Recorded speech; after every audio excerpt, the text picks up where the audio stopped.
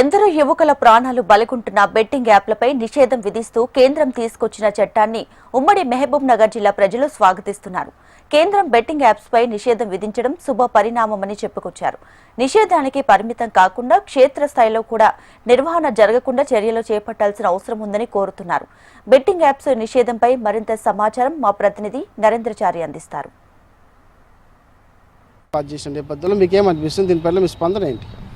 ఈరోజు కేంద్ర ప్రభుత్వం తీసుకున్న నిర్ణయాన్ని మేము ఆహ్వానిస్తున్నాం. ఎందుకంటే ఈరోజు బెట్టింగ్ వల్ల చాలా ఫ్యామిలీలు రోడ్డు మీద పడుతున్న స్థితి ఉంది.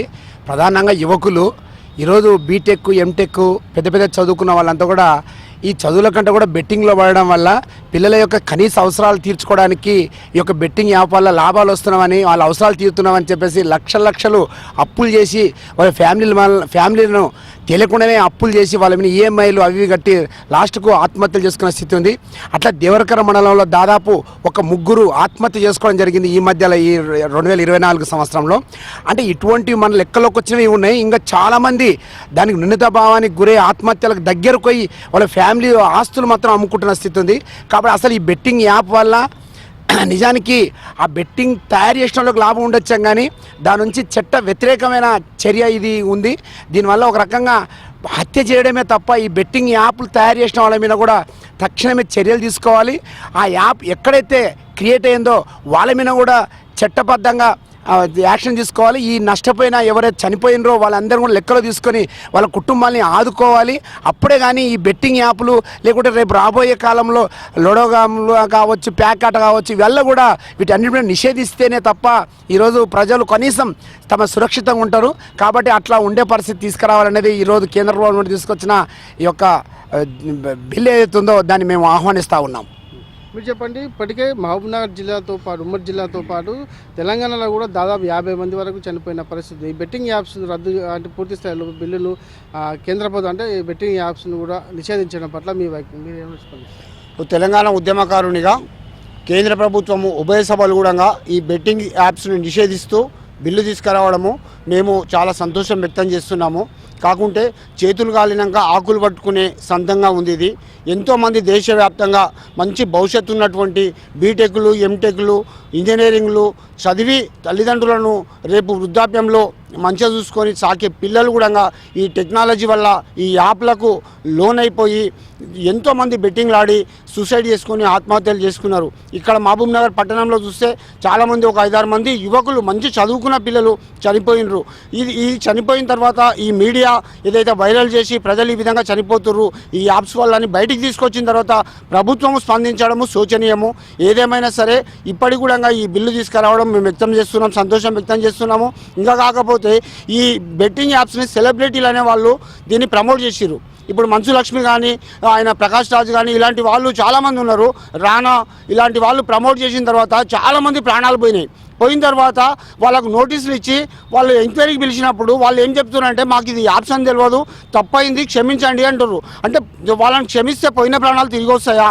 పోయిన డబ్బు ఎవరిస్తారు? వాళ్ళ కుటుంబాలు మొత్తం రోడ్ల మీద పడ్డాయి. వ్యవసాయం 2 ఎకరాల భూమి ఉన్నటువంటి వ్యవసాయదారుని కొడుకు మొత్తం అప్పుల పాలు చేసి ఆయన సూసైడ్ చేసుకుంటూ అప్పులు కట్టాలని చెప్పేసి అప్పుల ఇంటి చుట్టూ తిరుగుతుండ్రు. మళ్ళీ ఆ కుటుంబం పరిస్థితి ఏంది? ఇప్పుడు విజయ్ మాల్యా కానీ ఇంకొకరు కానీ కూడా ఈ బ్యాంకులను మోసం చేసి 9,000 కోట్లు అట్లా మోసం చేసి దేశం విడిచిపెట్టి విదేశాలకు పోతే ప్రభుత్వము ఆ నష్టాన్ని మొత్తం భరించనీకే లోన్లు మాఫ్ చేసింది. మరి వీళ్ళని ఎవరు ఆదుకుంటారు? కాబట్టి ప్రభుత్వం ఒకసారి ఆలోచించాలి. ఈ లిస్టు మొత్తం తీసుకొని ఎవరైతే ఆత్మహత్య చేసుకున్నారో వాళ్ళకి ఎన్ని డబ్బులు తిరిగి ఇవ్వాలనో ప్రభుత్వమే చెల్లించి ఆ కుటుంబాలను, వాళ్ళ తల్లిదండ్రులను ఈ పెద్ద కుటుంబంగా ఆ కుటుంబంలో చనిపోయిన వ్యక్తిగా ప్రభుత్వమే వాళ్ళ కుటుంబాన్ని ఆదుకొని ఆ డబ్బులు తిరిగి చెల్లించి ఈ విధంగా మంచి వాతావరణం దేశం మొత్తం తీసుకురావాలని తెలంగాణలో ముఖ్యంగా 50-60 మంది ఆత్మహత్య చేసుకున్నారు. ఆ ప్రాణాలు మళ్ళీ రావు. మేము మీడియా HMT టీవీ ద్వారా మేము ఒకటే విజ్ఞప్తి చేస్తున్నాము, దయచేసి ఇలాంటి యాప్స్ వల్ల మీరు పడకండి. చదువుకొని మంచి భవిష్యత్తు ఉండి విదేశాలకు పోయి మంచిగా చదువుకొని మీ తల్లిదండ్రులను, కుటుంబాన్ని మంచిగా చూసుకోవాలని ఈ సందర్భంగా విజ్ఞప్తి చేస్తున్నాం. మీరు చెప్పండి, ఈ బెట్టింగ్ యాప్స్ పైన మీ స్పందన ఏంటి? ముఖ్యంగా కేంద్ర రాష్ట్ర ప్రభుత్వాలు ఏవైతే యువతని పక్కదారి పట్టించే అంటే ఆశల పల్లకిలోకి నెట్టివేసే ఏవైతే బెట్టింగ్ యాప్స్, ఆన్లైన్ గేమ్స్ ఏవైతే ఉన్నావో వాటిని బ్యాన్ చేయకపోవడం యువత మొత్తం అటువైపు మళ్ళడానికి ప్రధాన కారణం.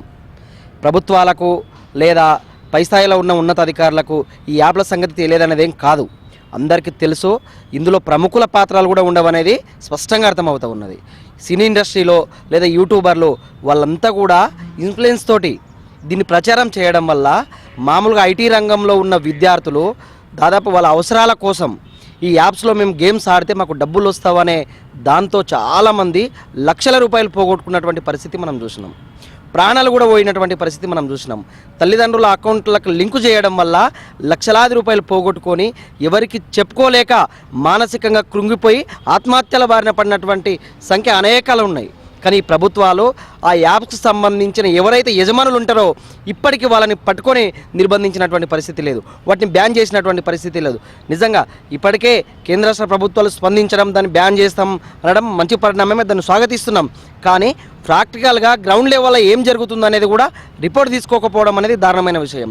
ఈరోజు ఐటీ సెక్టర్లో ఉన్న ఇంజనీరింగ్ లేదంటే మెడికల్ కాలేజీలలో డ్రగ్స్ ఎట్లయితే విద్యార్థులని చేస్తూ ఉందో ఈ ఆన్లైన్ గేమ్స్ కూడా అట్లే చేస్తూ ఉన్నాయి. బ్యాంకులో ఉన్నటువంటి అకౌంట్ల డబ్బులన్నీ కాలైన తర్వాత కూడా తెలియని పరిస్థితి మనకు కనబడుతూ ఉన్నది. అందుకనే ప్రభుత్వాలు సీరియస్గా దీని మీద ఎఫర్ట్ పెట్టాలి. అంటే దీని మీద చర్యలు తీసుకుంటామనడమే కాదు, తీసుకోవాలి. దాని మూలంగా లక్షలాది మంది యువత విద్యార్థుల ప్రాణాలని రక్షించే వాళ్ళు అవుతారు. అందుకనే మేము ప్రగతిశీల యువజన సంఘంగా తప్పకుండా మేము డిమాండ్ చేస్తూ ఉన్నాం. కేంద్ర రాష్ట్ర ప్రభుత్వాలు చాలా లేటుగా ముద్దునిద్ర వీడినాం అనేది మేము స్పష్టంగా తెలియజేస్తూ ఉన్నాం.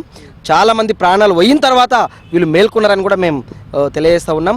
ఏది ఏమైనా మహబూబ్నగర్ ఉమ్మడి మహబూబ్నగర్లో కూడా ఇట్లాంటి ఘటనలు జరగడం అనేది చాలా దారుణమైన విషయం. పేద కరువు జిల్లా, ఇప్పుడిప్పుడే యువత లేదా విద్యార్థులు చదువుకుని కొంత ప్రయోజకులు అవుతారేమనే ఆశిస్తున్నటువంటి సందర్భం. అందులో తెలంగాణ ముఖ్యమంత్రి కూడా ఈ జిల్లా వాసి కాబట్టి అనేక అవకాశాలు కల్పిస్తాడేమని ఆశలు ఉన్నటువంటి పరిస్థితులు. ఇట్లాంటి పరిస్థితుల్లో ఈ ఆన్లైన్ బెట్టింగ్లకు చాలామంది యువత బలవుతున్నారంటే వాళ్ళ కుటుంబాలు రోడ్డు పాలవుతూ ఉన్నాయి. తల్లిదండ్రులని సాకాల్సిన చూసుకోవాల్సిన బాగోగులు చూసుకోవాల్సినటువంటి యువత ఈరోజు పక్కదారి బట్టి అప్పుల పాలై ఆత్మహత్యలకు పురుగొల్పుతున్నారంటే ఇంతకంటే దారుణమైన విషయం ఉండదు.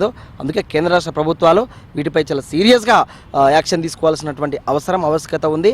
ఆ వైపుగా తీసుకోవాలని కూడా కేంద్ర ప్రభుత్వం ఏదైతే బిల్లు తీసుకొచ్చిందో నిజంగా దాన్ని స్వాగతించాల్సింది. తప్పకుండా అట్లాంటివి కింది స్థాయి వరకు కూడా తీసుకుపోతే బాగుంటుందని చెప్పేసి ఈ సందర్భంగా తెలియజేస్తూ ఉన్నాం. నటిది మొత్తం చూస్తే కేంద్ర ప్రభుత్వం ఏదైతే బెట్టింగ్ యాప్స్ పైన నిషేధ విధిస్తూ తీసుకున్న నిర్ణయం పట్ల ఉమ్మడి పాలమూరు జిల్లా వాసులు అయితే స్వాగతిస్తున్నారు. అయితే దీన్ని పూర్తి స్థాయిలో అమలు చేసే బాధ్యతను కూడా కేంద్ర ప్రభుత్వమే తీసుకోవాలి. అలాగే సెలబ్రిటీలు కూడా మరొకసారి ఈ పూర్తి స్థాయిలో దీనిపైన ప్రచారం చేయకుండా ఇలాంటి వాటిపైన బెట్టింగ్ యాప్స్తో పాటు లోన్ యాప్స్ లాంటివి కూడా ఇప్పటికే సామాన్య ప్రజలను తీవ్ర ఇబ్బందులకు గురి చేస్తున్న నేపథ్యంలో కేంద్ర ప్రభుత్వం తీసుకున్నటువంటి ఈ నిర్ణయాన్ని స్వాగతిస్తున్నాం. పూర్తి స్థాయిలో క్షేత్రస్థాయిలో కూడా దీన్ని అమలు చేసే విధంగా కూడా కేంద్ర ప్రభుత్వం చర్యలు తీసుకోవాలని చెప్పి మహబూబ్నగర్ జిల్లా ప్రజలు కోరుతున్నారు. మరి చూడాలి, పకడ్బందీగా కేంద్ర ప్రభుత్వం దీని అయితే ఇప్పటికైతే నిషేధం విధించింది, దాన్ని పూర్తి స్థాయిలో ఎలా అమలు చేస్తుందో వేచి చూడాల్సిందే. ఇది తాజా పరిస్థితి. Srinivasarao, HM TV, Mahabubnagar.